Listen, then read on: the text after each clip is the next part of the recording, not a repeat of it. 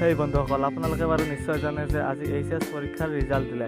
পিছে আপোনালোকে বাৰু জানেনে বাণিজ্যিক শাখাত প্ৰথম 10টা স্থান পোৱা ছাত্ৰ ছাত্ৰীসকলৰ বিষয়ে? আহক এই ভিডিঅ'টোৰ জৰিয়তে জানি লওঁ 10টা স্থান পোৱা ছাত্ৰ ছাত্ৰীসকলৰ বিষয়ে। Please subscribe to my channel, hit the bell icon and never miss an update.